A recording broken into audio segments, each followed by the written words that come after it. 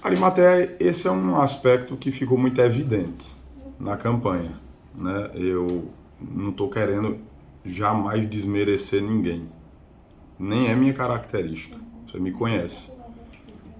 E nem acho que qualquer adversário, por mais que, por exemplo, no primeiro turno, Nelson Júnior aparecia com 1% nas pesquisas, um exemplo. Nem mesmo o menor dos adversários em intenção de voto pode ser, qual é a palavra que eu posso dizer, subestimado. Não existe isso. Agora, vamos combinar uma coisa.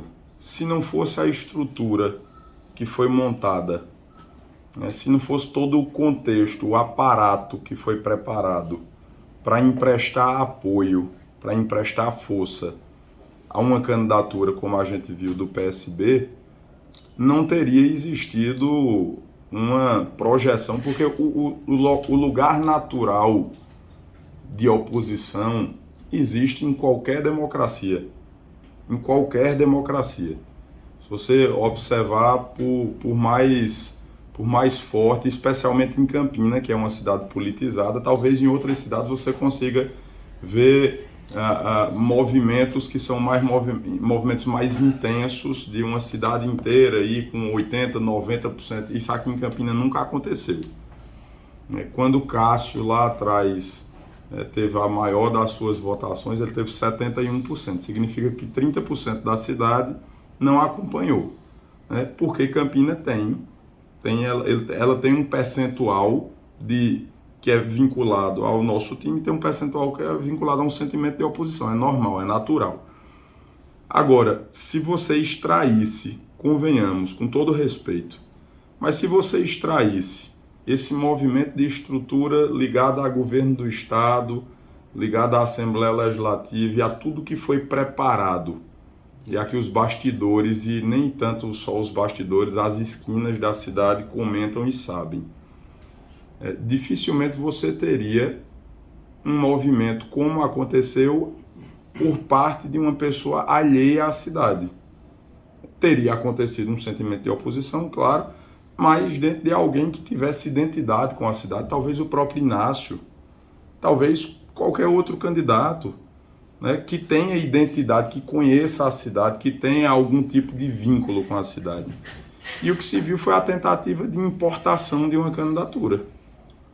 Aquela foto que foi publicada no primeiro dia útil pós primeiro turno foi muito emblemática. Ela falou muito.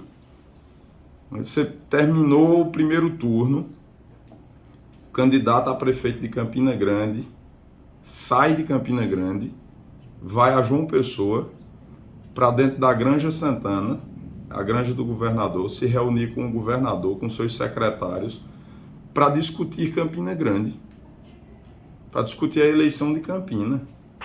Então isso dá à cidade, Campina é uma cidade, você sabe que Campina é uma cidade politizada.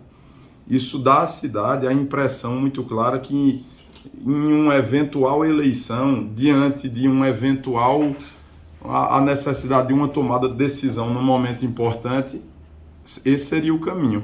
Sair daqui, descer a serra da Borborema, ir para dentro do palácio, do governador, dentro da granja, fazer algum processo de tomada de decisão quando Campina, ao longo dos 160 anos, se fez grande graças à sua coragem. Eu fico imaginando, por exemplo, vamos mudar aqui as personagens. 2021, Campina Grande estava sendo, e aí basta procurar no Google, se discordar de mim, Campina Grande estava sendo prejudicada na distribuição das vacinas. O Ministério Público precisou intervir à época, depois de eu fazer umas 5 denúncias. Estão enviando menos doses de vacina para Campina, estão privilegiando outros locais. Campina Grande está sendo prejudicada. Até que eu mostrei e comprovei ao Ministério Público, e o Ministério Público Estadual, Federal e o Ministério Público do Trabalho se juntaram naquele movimento que eles tinham e fizeram notificação à secretaria, e o então secretário de Estado da Saúde teve que vir a público reconhecer que estava enviando de fato menos doses para Campina. E eu faço uma pergunta: se isso acontecesse com um cenário desse que se viu agora na eleição, quantas vezes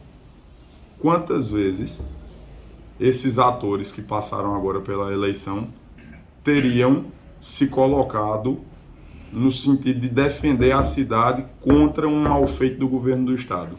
Nenhuma. Vou citar outro exemplo. Em março de 2021, nós estávamos ali editando os decretos, né, quase todo mês editando um decreto de convivência com a pandemia. E aí Campina Grande editou um decreto, foi uma cidade pioneira no Brasil, que liberou, por exemplo, delivery para funcionar sem limite de horário. E Campina foi a primeira cidade do Brasil a reconhecer a atividade religiosa como essencial ao bom desenvolvimento da sociedade, pela sua característica espiritual e psicossocial, pelo apoio psicológico, pelo apoio social que as igrejas, né, dão ao cidadão. O apoio à alma, o hospital da alma é a igreja. Nem na Segunda Guerra Mundial se fechou a igreja. Aí de repente chega aqui, eu entrei, fiz o decreto. Nosso decreto permitia, não era 100%, não era um negócio desregrado, primeiro porque na igreja não existe desordem. Você liberar uma missa com 30% da capacidade da igreja, com pessoas de máscara sentadas com no mínimo 2 metros de distância de uma para outra. Foi o que o governo do estado fez. Entrou com ação civil pública contra mim, pedindo multa diária de 50 mil reais, multa para mim, não era para a prefeitura não, e responsabilização civil e criminal.